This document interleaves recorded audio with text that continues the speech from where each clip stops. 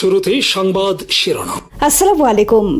গাজা থেকে ফিলিস্তিনিদের সরিয়ে নেওয়া বিষয়ে হোয়াইট হাউসে আলোচনা ট্রাম্প নেতানিয়াহু বৈঠকে। সোমবার গাজায় নিহত 6 ইসরায়েল সেনা। পাকিস্তানের পারমাণবিক বোমার নিয়ন্ত্রণ পাকিস্তান না যুক্তরাষ্ট্রের হাতে, এই নিয়ে ফের বিতর্ক। সোমবার উত্তর গাজায় হামাসের সামরিক শাখা আল কাসাম ব্রিগেডসের হামলায় নিহত হয়েছে কমপক্ষে 6 ইসরায়েলি সেনা। গুরুতর আহত হয়েছে আরও কমপক্ষে 16 জন। উত্তর গাজার বেইত হানুনে ঘটে এই ঘটনা। কাসাম ব্রিগেডসের পক্ষ থেকে বলা হয়েছে, বেইত হানুনে ইসরায়েল আর্মি টহল দেওয়ার সময় তাদের একটি আর্মার্ড ভেহিকেলে ইম্প্রোভাইজড এক্সপ্লোসিভ ডিভাইসের মাধ্যমে বিস্ফোরণ ঘটানো হয়। হামলার সাথে সাথে সামরিক যানটিতে ব্যাপকভাবে আগুন ধরে যায় এবং একাধিক সেনা মারা গেছে আগুনে পুড়ে। নিহত ও আহতদের উদ্ধারে সেখানে ইসরায়েলি সেনা পাঠানোর পর তাদের লক্ষ্য করেও গোপন স্থান থেকে কয়েক দফা গোলা ছড়ে কাসাম ব্রিগেডের সেনারা। এর আগে গত 24 জুন একই কায়দায় হামলা চালিয়ে কাসাম ব্রিগেড হত্যা করে 7 ইসরায়েলি সেনা। সম্প্রতি ইসরায়েল আর্মির ওপর নতুন করে হামলা শুরু করেছে হামাসের সামরিক শাখা আল কাসাম ব্রিগেডস। এতে প্রায় প্রতিদিন গাজার কোথাও না কোথাও নিহত হচ্ছে ইসরায়েলি সেনা। হামাস ও কাসাম ব্রিগেড নির্মূলের লক্ষ্যে ইসরায়েল আর্মি সোমবার ব্যাপক ভিত্তিক বোমা হামলা চালিয়েছে গোটা গাজা জুড়ে। এতে নিহত হয়েছে অর্ধশতাধিক ফিলিস্তিনি। লেবাননের দক্ষিণেও সোমবার ড্রোন হামলা চালিয়েছে ইসরায়েল। এতে নিহত হয়েছে কমপক্ষে 2 লেবানিজ। ইসরায়েলের প্রধানমন্ত্রী বেনিয়ামিন নেতানিয়াহু বলেছেন, সোমবার হোয়াইট হাউসে ডোনাল্ড ট্রাম্পের সাথে তার আলোচনা হয়েছে গাজা থেকে ফিলিস্তিনিদের অন্য দেশে সরিয়ে নেওয়ার বিষয়ে। আমরা আশা করছি শিগগির আমরা কয়েকটি দেশ পাব যারা ফিলিস্তিনিদের গাজা থেকে গ্রহণ করতে রাজি হবেন। সোমবার হোয়াইট হাউসে ট্রাম্প নেতানিয়াহু বৈঠক শেষে হাজির হন সাংবাদিকদের সামনে। এ সময় সাংবাদিকরা ডোনাল্ড ট্রাম্পকে প্রশ্ন করেন, তারা গাজা থেকে ফিলিস্তিনিদের সরিয়ে নেবার পরিকল্পনা এখনো টেবিলে আছে কিনা। তখন ট্রাম্প নেতানিয়াহুকে অনুরোধ করেন এই প্রশ্নের জবাব দেওয়ার জন্য। নেতানিয়াহু বলেন, গাজা থেকে ফিলিস্তিনিদের সরিয়ে নেওয়া বিষয়ে ডোনাল্ড ট্রাম্পের চমৎকার একটি পরিকল্পনা রয়েছে। কোনো ফিলিস্তিনি যদি গাজায় থাকতে চায় তাহলে তারা থাকবে।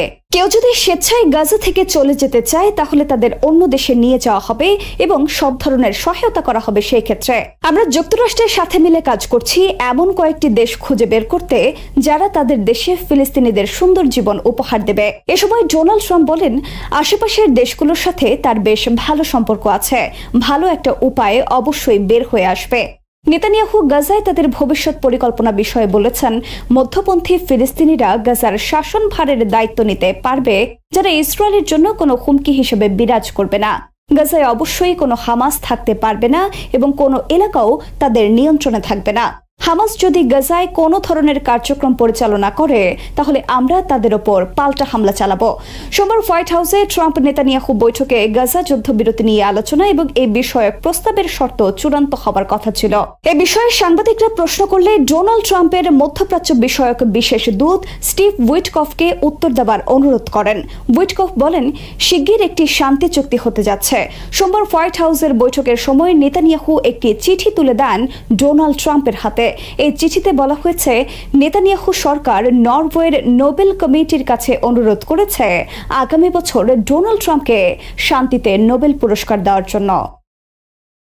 গত জানুয়ারি মাসে যুক্তরাষ্ট্রের প্রেসিডেন্ট ডোনাল্ড ট্রাম্প মিশর এবং জর্ডানকে প্রস্তাব দেন গাজা থেকে সব ফিলিস্তিনিদের তাদের দেশে সরিয়ে নেওয়ার জন্য, কিন্তু মিশর এবং জর্ডান তীব্রভাবে প্রত্যাখ্যান করে এই প্রস্তাব। এ সময় সৌদি আরব সহ গোটা আরব লীগ মিশর এবং জর্ডানের পক্ষে দাঁড়ায়। এরপর ট্রাম্প ফিলিস্তিনিদের গ্রহণের জন্য প্রস্তাব দেন সোমালিয়া, সুদান এবং সোমালিল্যান্ডকে। সুদানও প্রত্যাখ্যান করে এই প্রস্তাব, তবে নীরব থাকে সোমালিয়া এবং সোমালিল্যান্ড। ট্রাম্পের প্রস্তাবে বলা হয়, গাজা থেকে সমস্ত ফিলিস্তিনিদের সরিয়ে সেখানে গড়ে তোলা হবে বিশাল রিয়েল এস্টেট ব্যবসার সাম্রাজ্য। গাজা হবে বিশ্বের অন্যতম একটি সমুদ্র তীর বা সি বিচ বিনোদন কেন্দ্র। সমুদ্র তীর ঘেঁষে থাকবে সারি সারি বিলাসবহুল হোটেল, রিসোর্ট আর ব্যবসা প্রতিষ্ঠান। রাত নামার সাথে সাথে এসব হোটেলে আর রিসোর্টে বসবে পশ্চিমা স্টাইলে উদ্দাম ভোগ বিলাসের আয়োজনের আসর। দিনের বেলাও চলবে পশ্চিমা স্টাইলে নানা ধরনের আমোদ ফুর্তে। গাজা থাকবে যুক্তরাষ্ট্র এবং ইসরায়েলের নিয়ন্ত্রণে। এ বিষয়ক একটি এআই ভিডিও পর্যন্ত প্রকাশ করা হয় সম্প্রতি। সেখানে দেখানো হয়েছে গাজা নিয়ে ট্রাম্পের ভবিষ্যৎ রূপরেখা। ভিডিওতে দেখা গেছে অর্ধনগ্ন নারী নারীদের নৃত্যের তালে তালে উঠছে ডলার, মানুষ ঘরবাড়ি থেকে বের হয়ে বিনোদনের জন্য ছুটে চলেছে সমুদ্র তীরে। এর আগে ইসরায়েলের পক্ষ থেকে সৌদি আরবকে উদ্দেশ্য করে বলা হয় তাদের অনেক জায়গা আছে, তারা ফিলিস্তিনিদের তাদের দেশে নিয়ে যাক। ইসরায়েল আর্মি দীর্ঘদিন ধরে গাজায় প্রচার চালাচ্ছে কেউ যদি গাজা থেকে স্বেচ্ছায় যে কোনো দেশে চলে যেতে চায় তাহলে তাদেরকে সব ধরনের সহায়তা করবে ইসরায়েল। পাকিস্তানের পারমাণবিক বোমার নিয়ন্ত্রণ কার হাতে, এই নিয়ে শুরু হয়েছে ফের বিতর্ক। যুক্তরাষ্ট্রের গোয়েন্দা সংস্থা সিআইএ এর সাবেক কর্মকর্তা জন কিরিয়াকো বলেছেন পাকিস্তানের সব পারমাণবিক বোমার নিয়ন্ত্রণ যুক্তরাষ্ট্রের হাতে। যুক্তরাষ্ট্রের একজন জেনারেলের হাতে ন্যস্ত আছে পাকিস্তানের সব পারমাণবিক বোমার দায়িত্ব। ফলে পাকিস্তানের পারমাণবিক বোমা নিয়ে আপাতত ভয় নেই যুক্তরাষ্ট্র, ভারত সহ অনেক দেশের। সম্প্রতি একটি ভিডিও বার্তায় পাকিস্তানের পারমাণবিক বোমা বিষয়ে এই তথ্য প্রকাশ করেন জন কিরিয়াকো। ভারতের ইকোনমিক টাইমস সহ বিভিন্ন গণমাধ্যম 5 জুন প্রকাশ করেছে এই খবর। পাকিস্তানের পারমাণবিক বোমার নিয়ন্ত্রণ কার হাতে, এ নিয়ে অনেক দিন ধরেই বিতর্ক রয়েছে বিশ্বে। 2011 সালে যুক্তরাষ্ট্রের এনবিসির খবরে বলা হয় যুক্তরাষ্ট্র যদি মনে করে পাকিস্তানের পারমাণবিক বোমা তার এবং তার স্বার্থের জন্য হুমকি, তাহলে যুক্তরাষ্ট্র পাকিস্তানের পারমাণবিক বোমার নিয়ন্ত্রণ নেবে। এনবিসির খবরে বলা হয় যুক্তরাষ্ট্র পাকিস্তানের পারমাণবিক বোমা নিয়ে গভীরভাবে উদ্বিগ্ন। বিশেষ করে 2011 সালে পাকিস্তানের এবুটাবাদে ওসামা বিন লাদেন নিহত হবার পর যুক্তরাষ্ট্রের এই উদ্বেগের মাত্রা আরো বেড়ে যায়। যুক্তরাষ্ট্র মনে করে পাকিস্তানের গোয়েন্দা সংস্থাই লাদেনকে লুকিয়ে রেখেছিল তাদের দেশে। এনবিসির খবরে বলা হয়েছে প্রয়োজনে পাকিস্তানের পারমাণবিক বোমার নিয়ন্ত্রণ নেবার বিষয়ে একটি পরিকল্পনা রয়েছে যুক্তরাষ্ট্রের। ইসরায়েলের প্রধানমন্ত্রী নেতানিয়াহু সম্প্রতি আন্তর্জাতিক গণমাধ্যমকে দেওয়া সাক্ষাৎকারে বলেছেন পাকিস্তানের পারমাণবিক বোমা বিশ্বের জন্য নিরাপদ নয়। পাকিস্তান একটি রেডিক্যাল ইসলামিক দেশ, এই ধরনের দেশে পারমাণবিক বোমা থাকা বিপজ্জনক।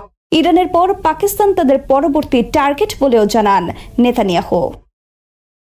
পাকিস্তানের পারমাণবিক বোমার নিয়ন্ত্রণ নিয়ে ফের বিতর্ক সৃষ্টিকারী জন কিরিয়াকো যুক্তরাষ্ট্রের একজন আলোচিত গোয়েন্দা কর্মকর্তা।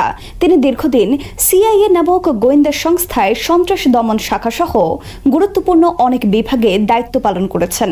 2000 সালের শুরুতে পাকিস্তানেও তিনি দায়িত্ব পালন করেছেন এবং যুক্তরাষ্ট্র ও পাকিস্তানের গোয়েন্দা সংস্থা মিলে আল কায়েদা বিরোধী বিভিন্ন অভিযানে গুরুত্বপূর্ণ ভূমিকা পালন করেছেন।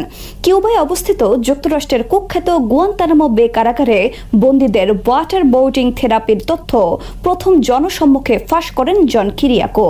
জন কিরিয়াকো বলেন আল কায়েদা সহ জঙ্গি সন্দেহে আটক বন্দীদের মুখমণ্ডল ও মাথা কাপড় দিয়ে বেঁধে ক্রমাগত পানি ঢালা হয়, এতে তাদের নিঃশ্বাস নেওয়া অসম্ভব হয়ে ওঠে। এভাবে নিষ্ঠুর উপায়ে শাস্তি দিয়ে তাদের কাছ থেকে তথ্য আদায় করা হয়। এছাড়া যুক্তরাষ্ট্রের একজন গোয়েন্দা কর্মকর্তা সম্পর্কে সাংবাদিকদের কাছে তথ্য ফাঁস করার অভিযোগে গ্রেফতার এবং সাজা ভোগ করেন কিরিয়াকো। এই ঘটনার পর জন কিরিয়াকো একজন হুইসেল ব্লোয়ার হিসেবে পরিচিতি পান এবং বর্তমানে তিনি হুইসেল ব্লোয়ারদের সুরক্ষায় কাজ করছেন। ফলে জন কিরিয়াকোর মতো একজন সাবেক গোয়েন্দা কর্মকর্তার পক্ষ থেকে পাকিস্তানের পারমাণবিক বোমার নিয়ন্ত্রণ নিয়ে বক্তব্য আলোচনা সৃষ্টি হয়েছে বিভিন্ন মহলে। তবে পাকিস্তানের পারমাণবিক বোমার নিয়ন্ত্রণ সত্যিকার অর্থে কার হাতে, এ নিয়ে বিপরীতধর্মী তথ্য রয়েছে। পাকিস্তানের পারমাণবিক বোমার নিয়ন্ত্রণ নিয়ে বিতর্ক বিষয় পাকিস্তান সরকারের পক্ষ থেকে এর আগে বলা হয়েছে পাকিস্তানের পারমাণবিক বোমার নিয়ন্ত্রণ সম্পূর্ণরূপে তাদের হাতেই রয়েছে। তারা এটিকে নিরাপদ, সুরক্ষিত এবং নির্ভরযোগ্য রাখতে সম্পূর্ণরূপে প্রতিশ্রুতিবদ্ধ। পাকিস্তানের পারমাণবিক বোমার সুরক্ষা, ব্যবহার ও পরিচালনার জন্য রয়েছে ন্যাশনাল কমান্ড অথরিটি বা এনসিএ। তাদের হাতেই রয়েছে এই বোমার সম্পূর্ণ নিয়ন্ত্রণ। পারমাণবিক বোমা বিষয়ে যাবতীয় সিদ্ধান্ত গ্রহণ, ব্যবহার ও পরিচালনার দায়িত্ব এনসিএর হাতে। পাকিস্তানের প্রধানমন্ত্রী, সেনাপ্রধান, উচ্চপদস্থ সেনা কর্মকর্তা, গুরুত্বপূর্ণ মন্ত্রী এবং পাকিস্তানের প্রতিরক্ষা সহ গুরুত্বপূর্ণ বিভিন্ন বিভাগের প্রধানরা এনসিএর সদস্য। পাকিস্তানের সাথে যুদ্ধে ভারতে 3টি রেফালে যুদ্ধ বিমান বিধ্বস্ত হওয়ায় চরম বেকায়দায় পড়েছে এর নির্মাতা ফ্রান্স। ফ্রান্স আর বিক্রি করতে পারছে না এই বিমান। ফ্রান্সের কাছে যদি কোনো দেশ এই বিমান কিনতে চায় বা ফ্রান্স কোনো দেশের কাছে এই বিমান বিক্রির প্রস্তাব দেয়, সেখানে বাগড়া বসায় চীন। প্রকাশিত একটি খবরে বলা হয়েছে সংশ্লিষ্ট দেশে অবস্থিত চীনা দূতাবাস থেকে রেফালে এবং তাদের চেংদু J-10C সম্পর্কে তুলনামূলক তথ্য পাঠায়। তাতে বলা হয় ফ্রান্সের রেফালের তুলনায় তাদের চেংদু জে-10 অনেক শক্তিশালী এবং দামও অনেক কম। ভারতের বিরুদ্ধে যুদ্ধে পাকিস্তান রেফালে বিমান ভূপাতিত করেছে তাদের চেংদু জে-10C ফাইটার জেটের সাহায্যে। যুদ্ধক্ষেত্রে এই বিমানের সক্ষমতা প্রমাণিত, আর রেফালে ধরাশায়ী হয়েছে তাদের চেংদুর কাছে। ফলে তাদের উচিত রেফালের পরিবর্তে চেংদু বিমান সংগ্রহ করা। যুক্তরাষ্ট্রের প্রেসিডেন্ট ডোনাল্ড ট্রাম্প আবারও বাংলাদেশ সহ 14টি দেশের উপর নতুন করে শুল্ক আরোপের ঘোষণা দিয়েছেন। আগামী 1 আগস্ট থেকে নতুন শুল্ক কার্যকর হওয়ার কথা জানান ট্রাম্প। তবে 25 থেকে 40% শুল্ক আরোপিত দেশগুলোর সুযোগ রয়েছে আলোচনা করার, অর্থাৎ দেশগুলোর দর কষাকষির সুযোগ তৈরি করে দিয়েছেন ট্রাম্প। গত সোমবার থেকে বিভিন্ন দেশের সরকার প্রধানদেরকে চিঠি দিয়ে নতুন হারে শুল্ক আরোপের কথা জানাতে শুরু করেন ট্রাম্প। এখন পর্যন্ত জাপান, দক্ষিণ কোরিয়া, বাংলাদেশ, সার্বিয়া, থাইল্যান্ড ও তিউনিসিয়ার মতো রপ্তানিকারক দেশ সহ মোট 14টি দেশকে চিঠি পাঠানো হয়েছে বলে জানায় আল জাজিরা। এসব চিঠিতে ভবিষ্যৎ আলোচনার সুযোগের ইঙ্গিত দেওয়া হলেও একই সঙ্গে পাল্টা শুল্ক আরোপ করা হলে একই রকম জবাব দেওয়া হবে বলে হুঁশিয়ার করা হয়েছে। ট্রাম্প জানিয়েছেন আগামী 1 আগস্ট থেকে এসব দেশের আমদানিকৃত পণ্যের ওপর নতুন হারে শুল্ক কার্যকর হবে। জাপান ও দক্ষিণ কোরিয়ার পণ্যে 25%, বাংলাদেশের পণ্যে 35%, ইন্দোনেশিয়ায় 32% এবং থাইল্যান্ডে 36% পর্যন্ত শুল্ক আরোপের চিঠি দেওয়া হয়েছে। এর আগে গত 2 এপ্রিল ট্রাম্প লিবারেশন ডে ঘোষণা করে একই ধরনের শুল্ক আরোপের হুমকি দিয়েছিলেন। তবে বিশ্ববাজারে অস্থিরতা দেখা দিলে তিনি 90 দিনের জন্য তা স্থগিত করেন। এবার সেই সময়সীমা শেষ হওয়ার আগেই আবারও নতুন করে চিঠি পাঠিয়ে শুল্ক আরোপের সিদ্ধান্ত জানালেন তিনি। যদিও ট্রাম্প কঠোর অবস্থান নিয়েছেন, তারপরও আলোচনার সম্ভাবনা একেবারে নাকচ করেননি। ইসরায়েলের প্রধানমন্ত্রী নেতানিয়াহুর সঙ্গে নৈশভোজে সাংবাদিকদের প্রশ্নে তিনি বলেন, আমি বলবো সময়সীমাটি চূড়ান্ত, তবে শতভাগ নয়। তিনি আরও বলেন, তারা যদি ভিন্ন কোনো প্রস্তাব দেয় এবং তা আমার পছন্দ হয় তাহলে আমরা সেটাই করব। এই ঘোষণার পর যুক্তরাষ্ট্রের শেয়ার বাজার বড়সড় ধাক্কার মুখে পড়েছে। নাসডাক সূচক 0.9% এবং S&P 500 সূচক 0.8% হ্রাস পেয়েছে। এদিকে ট্রাম্পের এই ঘোষণায় যুক্তরাষ্ট্রের মিত্রদের মধ্যে উদ্বেগ তৈরি হয়েছে। জাপানের প্রধানমন্ত্রী শিগেরু ইশিবা একে অত্যন্ত দুর্ভাগ্যজনক বলে মন্তব্য করেছেন। দক্ষিণ কোরিয়ার জাতীয় নিরাপত্তা উপদেষ্টা ওয়াশিংটনে মার্কিন প্রতিপক্ষের সঙ্গে বৈঠক করে আলোচনার মাধ্যমে উভয়ের জন্য লাভজনক সমাধান খুঁজে পাওয়ার আশা প্রকাশ করেছেন। বিশ্লেষকেরাও ট্রাম্পের এমন পদক্ষেপ নিয়ে শঙ্কা প্রকাশ করেছেন। এশিয়া সোসাইটি পলিসি ইনস্টিটিউটের ভাইস প্রেসিডেন্ট ওয়েন্ডি কাটলার বলেন, জাপান ও দক্ষিণ কোরিয়া যুক্তরাষ্ট্রের ঘনিষ্ঠ অর্থনৈতিক অংশীদার। তারা বিগত বছরগুলোতে যুক্তরাষ্ট্রে বড় অঙ্কের বিনিয়োগ করেছে। এখন এই ধরনের বার্তা দেওয়া বিপজ্জনক সংকেত। তবে মার্কিন ট্রেজারি সেক্রেটারি স্কট বেসেন্ট জানিয়েছেন, আগামী 48 ঘন্টার মধ্যেই তারা বেশ কিছু ঘোষণা দিতে চলেছেন। সব মিলিয়ে ট্রাম্পের এই নতুন ঘোষণায় আলোচনার একটি ক্ষীণ সম্ভাবনা তৈরি হলেও বৈশ্বিক বাণিজ্যে বড় ধরনের অনিশ্চয়তা দেখা দিয়েছে। আর বাংলাদেশের মতো রপ্তানি নির্ভর অর্থনীতির জন্য 35% শুল্ক নিঃসন্দেহে একটি বড় ধাক্কা। তবে দর কষাকষির সুযোগ কিছুটা আশার আলো দেখাতে পারে। ইসরায়েল যুদ্ধ চাইছে আর ইরান আছে পূর্ণ প্রস্তুতিতে। ইরানের সংবাদ মাধ্যম প্রেস টিভি এমনই চাঞ্চল্যকর তথ্য জানিয়েছে, যেখানে বলা হয়েছে ইসরায়েলি সরকার যুদ্ধের দিকে এগোচ্ছে এবং মার্কিন প্রেসিডেন্ট ডোনাল্ড ট্রাম্পও তাতে সায় দিচ্ছে। ইসরায়েলের যুদ্ধাভিলাষ ও ট্রাম্পের মদত।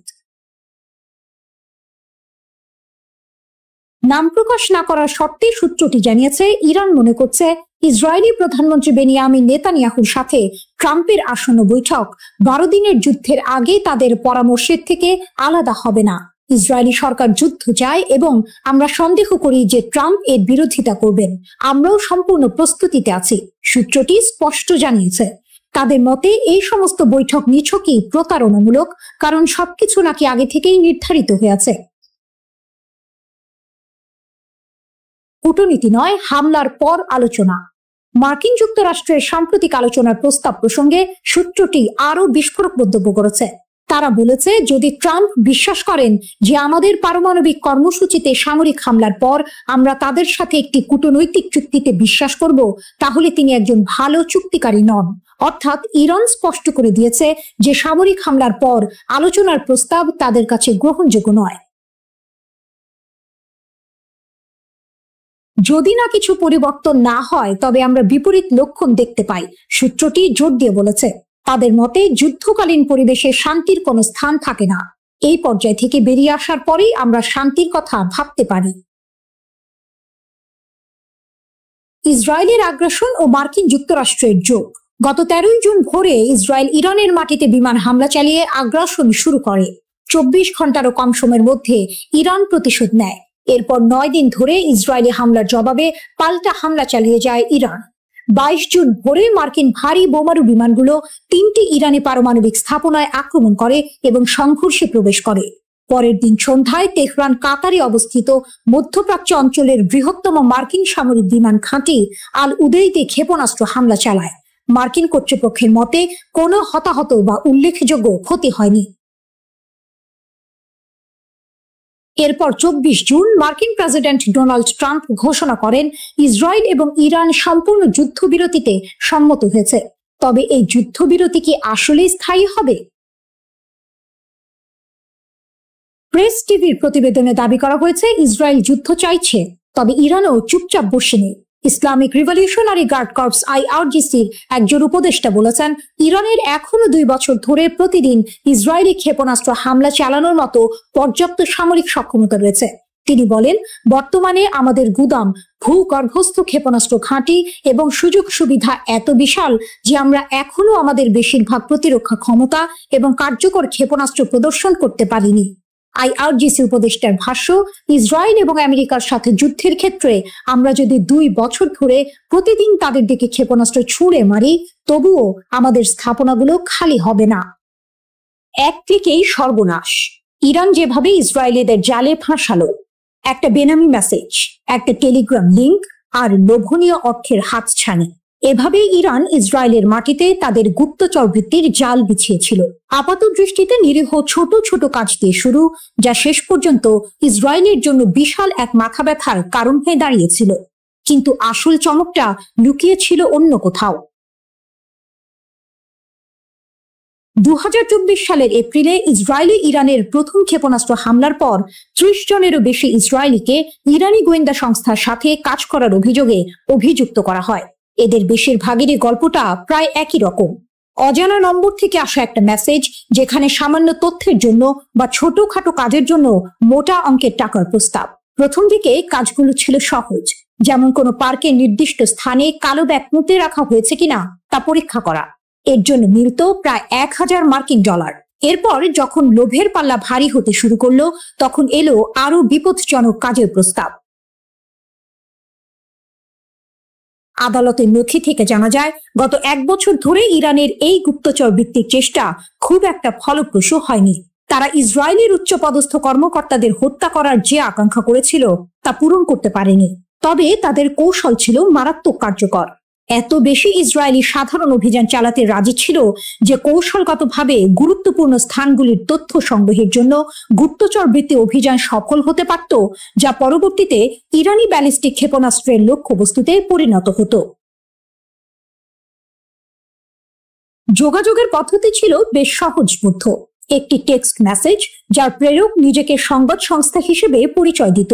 মেসেজে প্রায়শই যুদ্ধ সম্পর্কিত তথ্য চাওয়া হতো এবং বলা হতো, আমরা তা কিনতে প্রস্তুত। অন্য একটি মেসেজে আরো সরাসরি বলা হয়েছিল, একটি স্বাধীন জেরুজালেম মুসলমানদের একত্রিত করে, যুদ্ধ সম্পর্কে আমাদের তথ্য পাঠান। এরপরই আসতো টেলিগ্রাম অ্যাপের একটি লিঙ্ক, যেখানে নতুন করে কথোপকথন শুরু হতো। মজার বিষয় হলো, এই কথোপকথনে ইসরায়েলি নাম ব্যবহার করা হতো এবং সহজ কাজের বিনিময়ে অর্থের প্রস্তাব দেওয়া হতো। যদি কেউ আগ্রহ দেখাতো, তাহলে তাদের পেপ্যাল বা ক্রিপ্টোকারেন্সির মাধ্যমে টাকা নেওয়ার জন্য একটি অ্যাপ সেট আপ করার পরামর্শ দেওয়া হতো। 29শে সেপ্টেম্বর গ্রেপ্তার হওয়া এক সন্দেহভাজনের ঘটনা ছিল চমকপ্রদ। তাকে একটি পার্কে গিয়ে একটি কালো ব্যাগ পুঁতে রাখা হয়েছে কিনা তা পরীক্ষা করতে বলা হয়েছিল। ব্যাগটি ছিল না, কিন্তু নিয়োগকারী একটি ভিডিও পাঠিয়ে তা প্রমাণ করেছিল এবং তাকে $1000 দেওয়া হয়েছিল।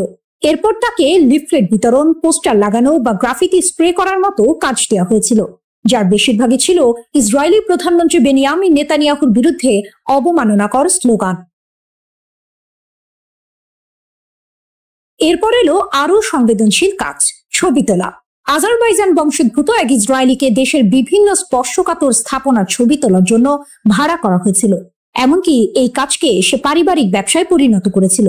সে তার আত্মীয়দের হাইফা বন্দরের সুবিধাগুলোর ছবি তুলতে সাহায্য করেছিল, যা পরে ইরানি ক্ষেপণাস্ত্রের আঘাতে ক্ষতিগ্রস্ত হয়। 72 বছর বয়সী মরতে চাই মতি মামান এর ঘটনাটি ছিল আরো নাটকীয়। তার অর্থের প্রয়োজন ছিল এবং তুরস্কের 2 ব্যবসায়ী ভাইয়ের মাধ্যমে তার পরিচয় হয় এডি নামের এক ইরানি ব্যবসায়ীর সাথে। এডি শুকনো ফল এবং মশলা আমদানি করত। মামানকে সাইপ্রাস হয়ে সামান্দাগে উড়ে যেতে বলা হয়। এরপর তাকে তুরস্কের ইউক সেকোভা শহরে নিয়ে যাওয়া হয়, যেখানে সে একটি হোটেলে ছিল। এডি মামানকে জানায় যে ইসরায়েলিদের ইরানে পাচার করার একটি উপায় আছে।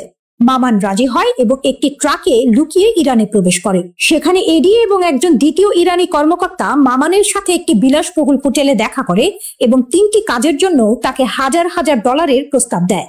ইসরায়েলের নির্দিষ্ট স্থানে টাকা বা বন্দুক রেখে আসা, জনাকীর্ণ স্থানের ছবি তোলা এবং অন্যান্য এজেন্টদের হুমকি দেয়া, যারা শত্রুতাপূর্ণ মিশন পরিচালনার জন্য ইরান থেকে তহবিল পেয়েছিল কিন্তু আসলে তাদের মিশন সম্পাদন করেনি। ইসরায়েলের সামরিক ঘাঁটিতে ইরানের ভয়াবহ আঘাত, স্যাটেলাইট তথ্যে চাঞ্চল্যকর মোড়। দীর্ঘ 12 দিনের সংঘাত শেষে ইসরায়েল দাবি করেছিল ইরানের ছোড়া প্রায় 84% ক্ষেপণাস্ত্রই প্রতিহত করা হয়েছে, কিন্তু স্যাটেলাইট চিত্র যেন ভিন্ন গল্প বলছে। টেলিগ্রামের এক প্রতিবেদন অনুযায়ী ওরেগন স্টেট ইউনিভার্সিটির গবেষকদের বিশ্লেষণ করা স্যাটেলাইট চিত্র থেকে জানা গেছে, গত মাসে ইরান অন্তত 5টি ইসরায়েলি সামরিক স্থাপনায় সফলভাবে আঘাত হেনেছে। এর মধ্যে রয়েছে উত্তর, মধ্য ও দক্ষিণ ইসরায়েলের গুরুত্বপূর্ণ লক্ষ্যবস্তু, এমনকি একটি গোয়েন্দা তথ্য সংগ্রহ কেন্দ্র এবং একটি লজিস্টিক ঘাঁটিও। রাডার স্যাটেলাইট ডেটা, লুকানো সত্যের উন্মোচন। এক চাঞ্চল্যকর তথ্য উঠে এসেছে রাডার স্যাটেলাইট ডেটার ভিত্তিতে। এই ডেটা ক্ষেপণাস্ত্র হামলার সাথে সামঞ্জস্যপূর্ণ বিস্ফোরণের ক্ষয়ক্ষতি স্পষ্টভাবে চিহ্নিত করেছে। ইসরায়েলি সামরিক বাহিনী কঠোর সেন্সরশিপ আইনের কারণে এই হামলার তথ্য আগে প্রকাশ করেনি। এমনকি যোগাযোগ করা হলে ইসরায়েলি সেনাবাহিনী এই বিষয়ে কোনো মন্তব্য করতে অস্বীকৃতি জানিয়েছে। ইসরায়েলি সামরিক সেন্সরশিপ আইন সক্রিয় সংঘাতের সময় সংবেদনশীল নিরাপত্তা তথ্য প্রকাশে কঠোর বিধিনিষেধ আরোপ করে, যা এই গোপনীয়তার মূল কারণ। বিমান প্রতিরক্ষা ব্যবস্থার দুর্বলতা, কৌশলগত বিপর্যয়। টেলিগ্রাফের প্রতিবেদন আরো বলছে, সংঘাতের প্রথম 8 দিনে ইরানের ক্রমবর্ধমান সংখ্যক ক্ষেপণাস্ত্র ইসরায়েলের বহুল আলোচিত বিমান প্রতিরক্ষা ব্যবস্থায় সফলভাবে প্রবেশ করেছে। বিশ্লেষকরা মনে করছেন সীমিত ইন্টারসেপ্টর ক্ষেপণাস্ত্র সরবরাহ, ইরানের আরো উন্নত প্রযুক্তি অথবা আক্রমণ কৌশলের পরিবর্তনের কারণে এটি ঘটেছে। ইরান ইসরায়েলের বিমান প্রতিরক্ষা ব্যবস্থাকে পরাজিত করার জন্য এক অভিনব কৌশল ব্যবহার করেছে, সমন্বিত ড্রোন এবং ক্ষেপণাস্ত্র হামলা। এই কৌশল অনুযায়ী আত্মঘাতী ড্রোনগুলো প্রথমে নিক্ষেপ করা হয়, যা ইসরায়েলি প্রতিরক্ষা ব্যবস্থাকে ব্যস্ত ও বিভ্রান্ত করে তোলে। যখন প্রতিরক্ষা ব্যবস্থা ড্রোনগুলোকে প্রতিহত করতে ব্যস্ত থাকে, তখন মূল ক্ষেপণাস্ত্রগুলো সফলভাবে লক্ষ্যবস্তুতে আঘাত হানে। নাম প্রকাশ না করার শর্তে টেলিগ্রাফকে একজন জ্যেষ্ঠ ইরানি কর্মকর্তা বলেছেন, এই ড্রোন ব্যবহার ছিল ইসরায়েলি প্রতিরক্ষা ব্যবস্থাকে পরাস্ত করার একটি ইচ্ছাকৃত কৌশল। ড্রোন নিক্ষেপের মূল লক্ষ্য হলো তাদের সিস্টেমগুলোকে ব্যস্ত রাখা, ওই কর্মকর্তা বলেন। সংঘাতের অপ্রত্যাশিত বাঁক, ইরানের প্রতিশোধ ও মার্কিন যুক্তরাষ্ট্রের হস্তক্ষেপ। 13 জুন ইসরায়েলি সরকার ইরানের বিরুদ্ধে বেআইনি আগ্রাসন শুরু করে, যার ফলে অনেক জ্যেষ্ঠ কমান্ডার, পারমাণবিক বিজ্ঞানী এবং সাধারণ নাগরিক নিহত হন। এর প্রতিক্রিয়ায় ইরান 24 ঘন্টারও কম সময়ের মধ্যে ক্ষেপণাস্ত্র ও ড্রোন হামলা চালিয়ে প্রতিশোধ নেয়। এরপর ট্রু প্রমিস 3 এর অধীনে ধারাবাহিক প্রতিশোধমূলক অভিযান চালানো হয়। যুদ্ধ আরো তীব্র হয় যখন 22 জুন মার্কিন যুক্তরাষ্ট্র ইসরায়েলের পক্ষে যুদ্ধে প্রবেশ করে।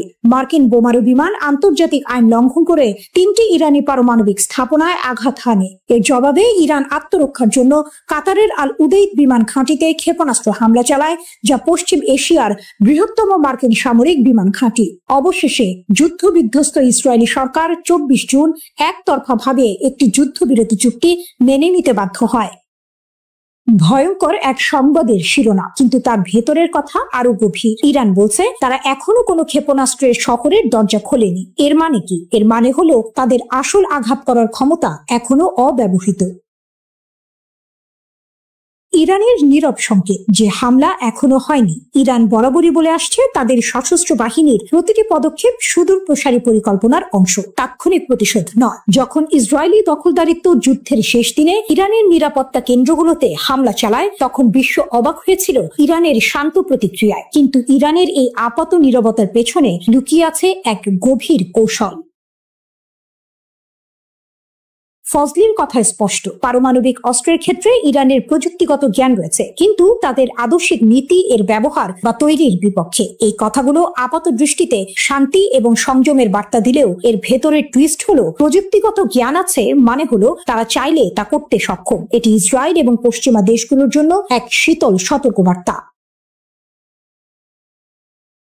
ইউরেনিয়াম সমৃদ্ধকরণ আপোষ নেই। ইরানের উপপররাষ্ট্রমন্ত্রী মাজিদ তখত রাভানচি জোর দিয়ে বলেছেন, মার্কিন ইসরায়েলি হামলা সত্ত্বেও ইরান তার পারমাণবিক কর্মসূচিতে অটল। তারা জাতীয় চাহিদা অনুযায়ী ইউরেনিয়াম সমৃদ্ধকরণ চালিয়ে যাবে। এর অর্থ আমেরিকা বা ইসরায়েলের কোনো হুমকি ইরানকে তার পথ থেকে সরাতে পারছে না। এটি কেবল একটি বিবৃতি নয়, এটি এক ধরনের চ্যালেঞ্জ।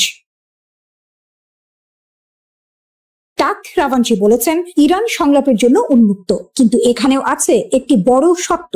ভবিষ্যতের আলোচনার জন্য আমেরিকার পক্ষ থেকে বিশ্বাসযোগ্য গ্যারান্টি প্রয়োজন। ইরান চায় আমেরিকা তাদের বোঝাক যে আলোচনার সময় তারা সামরিক শক্তি ব্যবহার করবে না। এটি ইরানের পক্ষ থেকে একটি কড়া বার্তা। যদি আমেরিকা ইরানের বিশ্বাস অর্জন করতে না পারে, তাহলে আলোচনার কোনো সম্ভাবনাই নেই। এই শর্তটি অত্যন্ত গুরুত্বপূর্ণ, কারণ এটি স্পষ্ট করে দিচ্ছে যে ইরান শুধুমাত্র কথার কথা নয়, কাজের প্রমাণ চাইছে।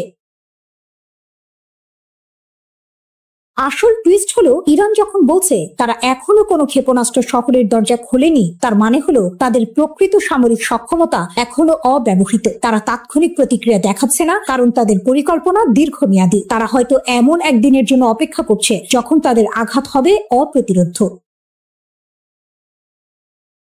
পারমাণবিক অস্ত্রের প্রযুক্তিগত জ্ঞান থাকা সত্ত্বেও তা ব্যবহার না করার কথা বলা, কিন্তু ইউরেনিয়াম সমৃদ্ধকরণ চালিয়ে যাওয়া, এই দুইয়ের মধ্যে একটি সূক্ষ্ম টানাপোড়েন রয়েছে। ইরান হয়তো বোঝাতে চাইছে যে তাদের ক্ষমতা আছে, কিন্তু তারা তা সংযত রাখছে। এই সংযমই তাদের সবচেয়ে বড় কৌশলগত অস্ত্র। তারা সংলাপের জন্য উন্মুক্ত, কিন্তু শর্ত দিচ্ছে আমেরিকার বিশ্বাসযোগ্যতার উপর। এর মানে ইরান দুর্বল নয়, বরং তারা চাইছে শক্তিশালী অবস্থানের ভিত্তিতে আলোচনা করতে। আগামী দিনে এই পরিস্থিতি কোন দিকে মোড় নেয় তা দেখার জন্য বিশ্ব অধীর আগ্রহে অপেক্ষা করছে।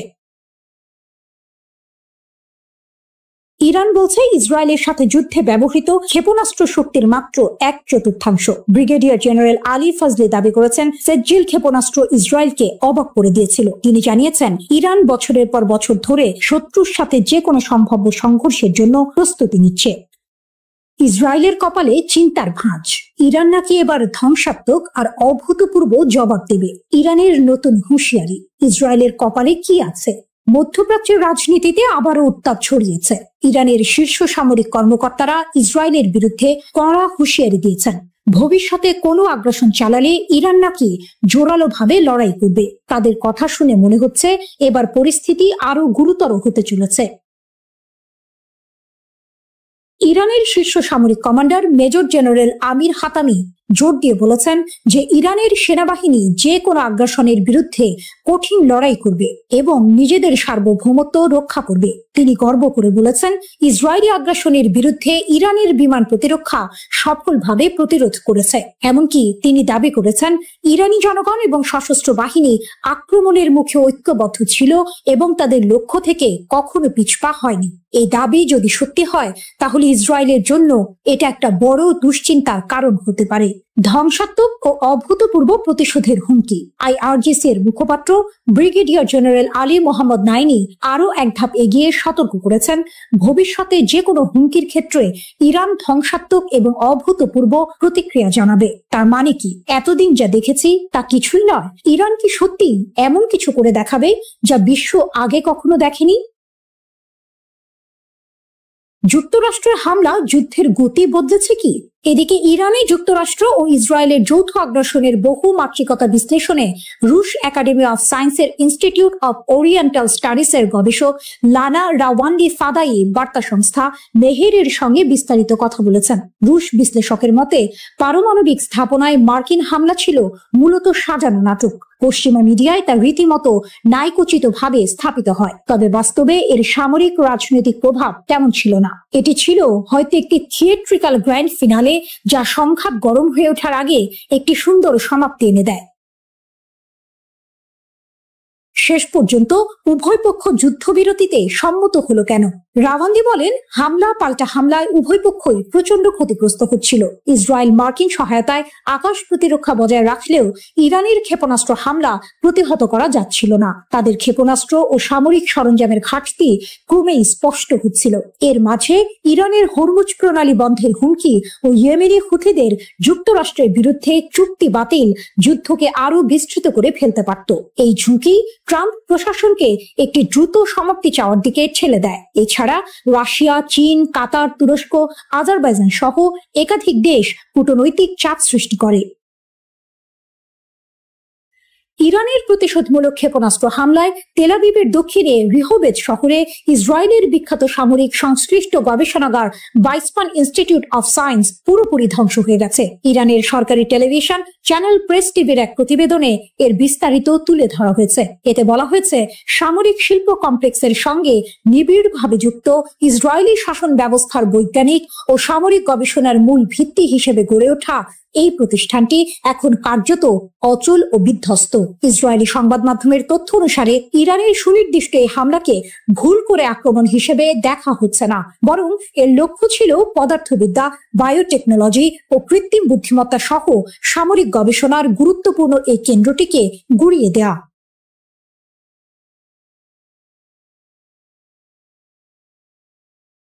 গরম খবর, আবারও উত্তপ্ত মধ্যপ্রাচ্য। ইসরায়েল যদি ফের কোনো ভুল করে তাহলে নাকি আরো কঠিন থাপ্পড় খাবে, এমনটাই হুমকি দিলেন ইরানের শীর্ষ জেনারেল আব্দুর রহিম মুসাভি। শুনে মনে হচ্ছে এবার বুঝি আর ছোটখাটো হুমকি নয়, আসল যুদ্ধের দামামা বাজছে। লেবাননের একটি টিভি চ্যানেলে দেয়া সাক্ষাৎকারে ইরানের সশস্ত্র বাহিনীর প্রধান major general Abdur Rahim Musavi সরাসরি হুমকি দিয়েছেন ইসরায়েলকে। তার কথা পরিষ্কার, গত মাসে ইসরায়েল আর আমেরিকার হামলার জবাবে ইরান নাকি তাদের সব শক্তি ব্যবহার করেনি, অর্থাৎ যা হয়েছে তা নাকি ছিল শুধু ট্রেলার। যদি ইসরায়েল আবার একই ভুল করে তাহলে ইরান জাতি আর তাদের সেনাবাহিনী নাকি ইসরায়েলকে আরো কঠিন থাপ্পড় দেবে। 13ই জুন ইসরায়েল বিনা প্ররোচনায় ইরানের উপর হামলা চালায়। সেই হামলায় সামরিক কমান্ডার থেকে শুরু করে পরমাণু বিজ্ঞানী এমনকি সাধারণ মানুষও মারা যান। এর এক সপ্তাহ পর যুক্তরাষ্ট্র যুদ্ধে নেমে পড়ে। আন্তর্জাতিক আইন, জাতিসংঘ সনদ সবকিছু তোয়াক্কা না করে তারা ইরানের 3টি পরমাণু স্থাপনায় বোমা হামলা চালায়। যখন ইসরায়েল আর যুক্তরাষ্ট্র হামলা চালাচ্ছে তখন কি ইরান চুপচাপ বসেছিল? মোটেও না। প্রতিশোধ হিসেবে ইরানের সশস্ত্র বাহিনী ইসরায়েলের দখলে থাকা কৌশলগত স্থাপনাগুলোতে আঘাত হানে। এখানেই শেষ নয়, পশ্চিম এশিয়ার সবচেয়ে বড় মার্কিন সামরিক ঘাঁটি কাতারের আল উদেইদ মার্কিন ঘাঁটিকেও তারা টার্গেট করে। এটা শুনে নিশ্চয়ই অনেকেই অবাক হচ্ছেন। ইরান এতদিন ধরে শুধু হুমকি দিয়ে আসছিল, কিন্তু এবার তারা সরাসরি পাল্টা হামলা চালিয়েছে। 24 জুন ইরান সফলভাবে প্রতিশোধমূলক অভিযান চালিয়ে ইসরায়েল এবং যুক্তরাষ্ট্রের হামলা বন্ধ করতে সক্ষম হয়। শীর্ষ জেনারেলের দাবি, ইসরায়েল নাকি যুদ্ধবিরতির জন্য অনুরোধ করতে বাধ্য হয়েছিল যাতে তারা নিজেদের গুছিয়ে নিতে পারে। এই তথ্য যদি সত্যি হয় তাহলে পরিস্থিতি কিন্তু আরো ঘোলাটে, কারণ এতদিন আমরা যা জেনে এসেছিলাম তার চেয়ে আসল চিত্রটি হয়তো আরো ভিন্ন। যুক্তরাষ্ট্রের প্রত্যক্ষ সমর্থনেই মূলত ইরানে হামলা চালায় যুদ্ধবাজ ইসরায়েল। তবে পরের দিকে এই আগ্রাসন প্রবল প্রতিরোধের মুখে পড়ে এবং শেষ পর্যন্ত আন্তর্জাতিক কূটনীতির মাধ্যমে একটি যুদ্ধবিরতিতে পৌঁছায়। অপ্রকাশিত ক্ষমতা ও নতুন পর্যায়। মেজর জেনারেল মুসাভি আরো সতর্ক করেছেন, যদি যুদ্ধ দীর্ঘায়িত হয় এবং একটি নতুন পর্যায়ে প্রবেশ করে তাহলে ইসরায়েল নাকি ইরানের এমন ক্ষমতা দেখতে পাবে যা এখনো কাজে লাগানো হয়নি, অর্থাৎ ইরান নাকি তাদের আসল শক্তি এখনো দেখায়নি। তিনি এটাও বলেছেন, বছরের পর বছর ধরে ইসরায়েল আর তাদের সমর্থকরা ইরানের ওপর আঘাত হানার জন্য শক্তি সঞ্চয় করে আসছে। তাদের উদ্দেশ্য হলো পরমাণু ইস্যুকে অজুহাত হিসেবে ব্যবহার করে ইরানকে বিভক্ত করা, কিন্তু ইরান তাদের মৌলিক নীতি থেকে কখনো সরে আসবে না, যার মধ্যে ফিলিস্তিন ও তাদের জনগণের প্রতি সমর্থন রয়েছে। তাহলে কি ইসরায়েল আর ইরান আবারও একটি বড় যুদ্ধের দিকে এগোচ্ছে? ইরান স্পষ্ট জানিয়ে দিয়েছে, ইসরায়েলের সঙ্গে তাদের পরবর্তী সংঘাত হবে চূড়ান্ত সংঘর্ষ। রাশিয়ার সংবাদ মাধ্যম আরটিকে দেয়া এক সাক্ষাৎকারে ইরানের একটি সূত্র এই তথ্য নিশ্চিত করেছে। এই ঘোষণা মধ্যপ্রাচ্যে নতুন করে উত্তেজনার পারদ চড়িয়ে দিয়েছে, কারণ ইরান বিশ্বাস করে তারা এখন ইসরায়েলের দুর্বলতা সম্পর্কে ওয়াকিবহাল এবং তাদের হাতে এমন উন্নত ক্ষেপণাস্ত্র রয়েছে যা ইসরায়েলের আকাশ প্রতিরক্ষা ব্যবস্থাকে সহজেই ভেদ করতে পারে। গত 13 জুন ইসরায়েল ইরানের ওপর হামলা চালায়। ইহুদিবাদী দেশটির দাবি ছিল তেহরান পারমাণবিক বোমা তৈরির শেষ পর্যায়ে পৌঁছে গেছে। এই হামলায় ইরানের পারমাণবিক ও সামরিক স্থাপনাগুলো ক্ষতিগ্রস্ত হয়, শত শত মানুষ এবং পারমাণবিক কর্মসূচির সঙ্গে জড়িত বেশ কয়েকজন উচ্চ পদস্থ সামরিক কর্মকর্তা ও বিজ্ঞানী নিহত হন। এরপর 22 জুন যুক্তরাষ্ট্র ইরানের 3টি পারমাণবিক স্থাপনায় হামলা চালায়, যার মধ্যে ছিল নাতানজ ও ফোর্দোর ইউরেনিয়াম সমৃদ্ধকরণ কেন্দ্র।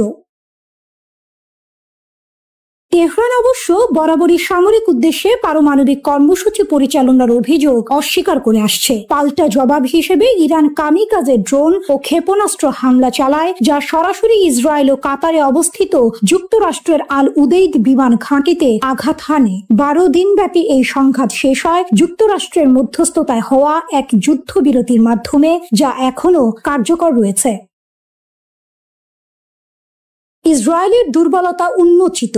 আরটিকে দেওয়া মন্তব্যে তেহরানের সূত্রটি জানায়, সাম্প্রতিক উত্তেজনার সময় ইরান ইসরায়েলি শাসনের দুর্বলতা শনাক্ত করতে পেরেছে। এটি একটি চাঞ্চল্যকর দাবি যা ইসরায়েলের প্রতিরক্ষা সক্ষমতা নিয়ে প্রশ্ন তুলেছে। সূত্রটি আরও দাবি করে যে ইরানের কাছে এখনো নতুন প্রজন্মের হাজার হাজার ক্ষেপণাস্ত্র রয়েছে এবং যুদ্ধ শুরু হলে প্রতিদিন অন্তত কয়েকশো ক্ষেপণাস্ত্র ইসরায়েলের দিকে ছোঁড়া হবে। যদি এই দাবি সত্য হয় তাহলে ইসরায়েলের আকাশ প্রতিরক্ষা ব্যবস্থার জন্য এটি এক বিশাল চ্যালেঞ্জ হবে। এমনকি উন্নত আয়রন ডোমও এত সংখ্যক ক্ষেপণাস্ত্র মোকাবিলায় কতটা সফল হবে তা নিয়ে সন্দেহ থেকেই যায়। এই সংঘাতের জন্য ইরান শুধু সামরিকভাবেই প্রস্তুত নয়, বরং অভ্যন্তরীণ সমর্থনও পাচ্ছে বলে দাবি করা হয়েছে। সূত্রটি জানায়, দেশের জনগণ এবং প্রবাসী ইরানিদের কাছ থেকে সরকার অভূতপূর্ব সামাজিক সমর্থন পাচ্ছে। এটি নিঃসন্দেহে তেহরানের আত্মবিশ্বাস বাড়াচ্ছে। যদিও ইরান জানে যে কোনো সংঘাতে যুক্তরাষ্ট্র ইসরায়েলের পাশে দাঁড়াবে, তবুও তেহরান এই চ্যালেঞ্জ মোকাবিলা করতে প্রস্তুত বলেও উল্লেখ করা হয়েছে। খামেনির দাবি ও ট্রাম্পের হুঁশিয়ারি। ইরানের সর্বোচ্চ নেতা আয়াতুল্লাহ আলী খামেনি তার সামরিক জবাবের বিষয়ে বলেন, ইসরায়েলি রাষ্ট্র কার্যত ধ্বংসপ্রাপ্ত ও নিষ্ক্রিয় হয়ে পড়েছিল। তার মতে, যুক্তরাষ্ট্রের হস্তক্ষেপ না হলে ইহুদিবাদী শাসন পুরোপুরি ধ্বংস হয়ে যেত। এটি ইরানের পক্ষ থেকে একটি বড় সড় দাবি যা ইসরায়েলের সামরিক সক্ষমতা নিয়ে গুরুতর প্রশ্ন তৈরি করে। অন্যদিকে যুক্তরাষ্ট্রের প্রেসিডেন্ট ডোনাল্ড ট্রাম্প হুঁশিয়ারি দিয়ে বলেছেন, তেহরান যদি পারমাণবিক কর্মসূচি চালিয়ে যায় বলে যুক্তরাষ্ট্র বিশ্বাস করে তাহলে আরো হামলা চালানো হবে। ইসরায়েলের প্রধানমন্ত্রী বেনিয়ামিন নেতানিয়াহু ইরানের বিরুদ্ধে আরো হামলার সম্ভাবনা উড়িয়ে দেননি। মোসাদ এজেন্টদের জালে ইরান, বিপুল অস্ত্র সহ গ্রেপ্তার 50। মাত্র 2 সপ্তাহে ইরান 50 জন মোসাদ এজেন্টকে গ্রেপ্তার করে বিশ্বকে চমকে দিয়েছে। ইরানের Islamic revolutionary guard corps IRGC দক্ষিণ পূর্বাঞ্চলীয় সিস্তান ও বালুচেস্তান প্রদেশে এই এজেন্টদের আটক করেছে। শুধু তাই নয়, তাদের কাছ থেকে মার্কিন তৈরি অত্যাধুনিক অস্ত্রশস্ত্র ও সামরিক সরঞ্জাম জব্দ করা হয়েছে। IRGC জানিয়েছে এই এজেন্টরা ইরানের গুরুত্বপূর্ণ অবকাঠামো এবং অর্থনৈতিক কেন্দ্রগুলোতে নাশকতামূলক কর্মকাণ্ড চালানোর পরিকল্পনা করছিল। অস্ত্র পাচারের বিশাল চেষ্টা ব্যর্থ, 22,000 গুলিসহ আটক 3। এই ঘটনার পাশাপাশি ইরানের পশ্চিম লোরেস্তান প্রদেশের পুলিশ সামরিক গোলা বারুদের একটি বিশাল পাচার চক্র ভেঙে দিয়েছে। পোল-ই-দোখতার শহরে একটি অভিযানে 22,000-এরও বেশি কালাশনিকভ গুলি জব্দ করা হয়েছে এবং 3 জন সন্দেহভাজনকে গ্রেপ্তার করা হয়েছে। লোরেস্তানের পুলিশ প্রধান ব্রিগেডিয়ার জেনারেল ইয়াহিয়া এলাহি জানিয়েছেন, পুলিশ গোয়েন্দা ইউনিটগুলো একটি মহাসড়কে 2টি গাড়ির সন্দেহজনক কার্যকলাপ লক্ষ্য করে এই অভিযান শুরু করে। পাচারকারীরা পালিয়ে যাওয়ার চেষ্টা করলেও পুলিশ গুলি চালিয়ে তাদের গাড়ি নিষ্ক্রিয় করে এবং সফলভাবে তাদের আটক করে। ধারণা করা হচ্ছে এই গোলাবারুদ ইরানের পশ্চিমাঞ্চল থেকে লোড করে দেশের দক্ষিণাঞ্চলে পাচারের উদ্দেশ্যে ছিল, যা একটি বৃহত্তর অস্ত্র পাচার নেটওয়ার্কের অংশ। ইসরায়েলের ষড়যন্ত্র নসরাত, অভ্যন্তরীণ নিরাপত্তা জোরদার। 13 জুন ইরানে ইসরায়েলি হামলার পর থেকে ইরান তাদের অভ্যন্তরীণ নিরাপত্তা জোরদার করেছে এবং বিভিন্ন প্রদেশে গুপ্তচরদের বিরুদ্ধে কঠোর ব্যবস্থা নিচ্ছে। ইরানের বিচার বিভাগের মুখপাত্র আসগর জাহাঙ্গীর ঘোষণা করেছেন, ইসরায়েলি শত্রু ভাবাপন্ন কর্মী এবং গুপ্তচরদের একটি নেটওয়ার্কের মাধ্যমে ইরানের অভ্যন্তরীণ নিরাপত্তাকে ক্ষতিগ্রস্ত করার চেষ্টা করছিল। তাদের লক্ষ্য ছিল সামরিক হামলার পাশাপাশি দেশে বিশৃঙ্খলা ও নাশকতামূলক কর্মকাণ্ড চালানো। জাহাঙ্গীর দৃঢ়তার সাথে বলেছেন যে বিচার বিভাগীয় এবং নিরাপত্তা সংস্থাগুলোর সিদ্ধান্তমূলক পদক্ষেপের কারণে এই সমস্ত ষড়যন্ত্র ব্যর্থ করা হয়েছে। তিনি আরো জানান, বিশ্বাসঘাতকদের বিচার করতে এবং ইসরায়েলের সাথে যুক্ত ভার্চুয়াল অ্যাকাউন্টগুলো ট্র্যাক করার জন্য প্রদেশগুলোতে বিশেষ বিচার বিভাগীয় শাখা খোলা হয়েছে। 12 দিন ধরে চলা সংঘাতে শত শত যুদ্ধ বিমান, সশস্ত্র ড্রোন ও ক্ষেপণাস্ত্র ব্যবহার করে ইরানে হামলা চালিয়েছে ইসরায়েলি সেনাবাহিনী। তবে এই সংঘাতে ইসরায়েলকে সবচেয়ে বেশি সাফল্য এনে দিয়েছে অভিনব একটি কৌশল, আর তা হলো গোপনে ইরানের অভ্যন্তরে ঢুকে সেখান থেকে বিভিন্ন অভিযান পরিচালনা করা। ইসরায়েলিদের ভাষ্য অনুযায়ী বছরের পর বছর ধরে প্রস্তুতির পর তাদের গুপ্তচরেরা ইরানের ভেতরে ড্রোন তৈরির ছোট ছোট কারখানা বা উৎপাদন ব্যবস্থা তৈরি করতে সক্ষম হয়েছিলেন বলে মনে করা হচ্ছে। গত 13 জুন ইসরায়েলের অপারেশন রাইজিং লাইনের পর ইরান মোসাদ এজেন্টদের গ্রেপ্তার অভিযান জোরদার করেছে। হামলার পর ইসরায়েলি কর্মকর্তারা জানিয়েছিলেন, ইসরায়েলি গোয়েন্দা সংস্থার ইরানি এজেন্টরা চোরাচালানের মাধ্যমে ইরানের ভেতরে অস্ত্র নিয়ে এসেছিল। ইরানের ভেতরেই গড়ে তোলা হয়েছিল অভিযান পরিচালনার ঘাঁটি।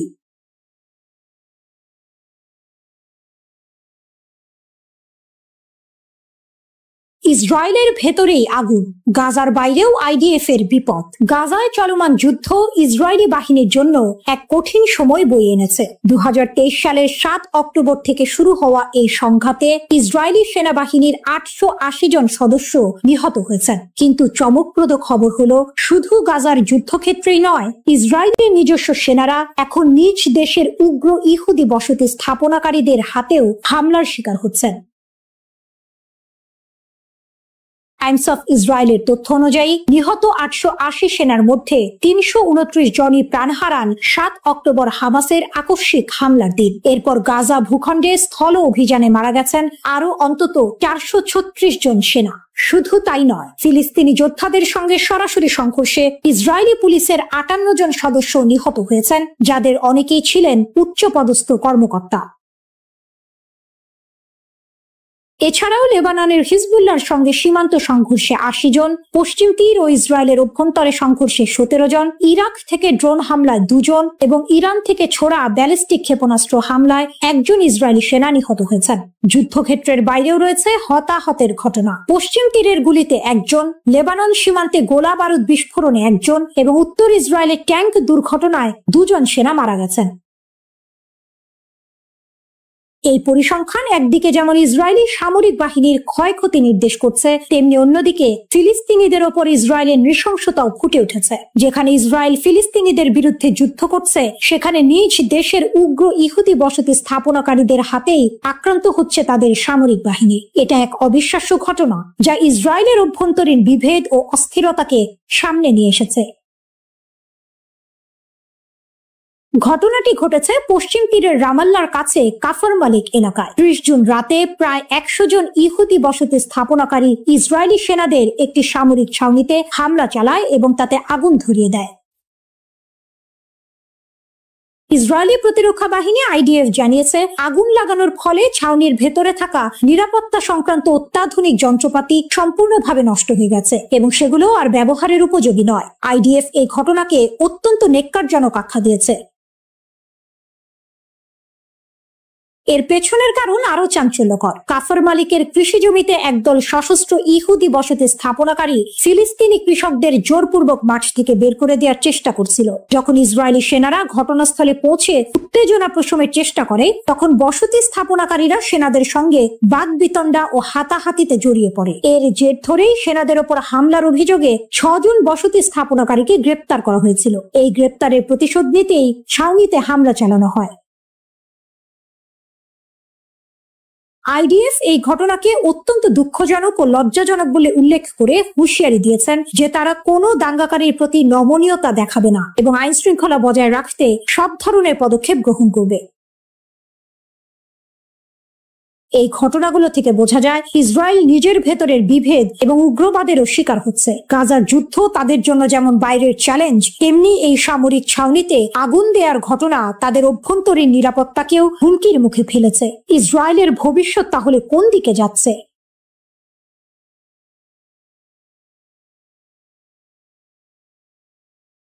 ইরানের ৩টি পারমাণবিক স্থাপনায় মার্কিন বিমান হামলার পর রাশিয়ার সাবেক প্রেসিডেন্ট দিমিত্রি মেদভেদেভ এক বিস্ফোরক দাবি করেছেন।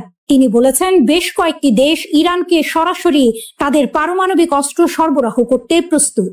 বর্তমানে রাশিয়ার নিরাপত্তা পরিষদের ডেপুটি চেয়ারম্যানের দায়িত্বে থাকা মেদভেদেভ টেলিগ্রামে এই চাঞ্চল্যকর মন্তব্য করেছেন। যদিও তিনি নির্দিষ্ট কোনো দেশের নাম উল্লেখ করেননি, তার এই দাবি আন্তর্জাতিক অঙ্গনে বড় ধরনের আলোড়ন সৃষ্টি করেছে। মেদভেদেভ আরো বলেন যে ইরানের লক্ষ্যবস্তু স্থাপনাগুলোতে দৃশ্যত কোনো বড় ধরনের ক্ষতি হয়নি। এর অর্থ হলো ইউরেনিয়াম সমৃদ্ধকরণ এবং পারমাণবিক অস্ত্রের উন্নয়ন সম্ভবত অব্যাহত থাকবে। মেদভেদেভ শুধু পারমাণবিক অস্ত্রের সরবরাহের কথাই বলেননি, তিনি সতর্ক করে দিয়েছেন যে যুক্তরাষ্ট্র আরেকটি বড় সংঘাতের ঝুঁকিতে পড়েছে। তার মতে এই হামলা ইরানের নেতৃত্বকে রাজনৈতিকভাবে আরো শক্তিশালী করেছে। এর মানে হলো হামলার উদ্দেশ্য যাই থাকুক না কেন, ইরানকে দুর্বল করার বদলে এটি তাদের আরো একাট্রা করে তুলতে পারে, যা পরিস্থিতিকে আরো জটিল করে তুলবে।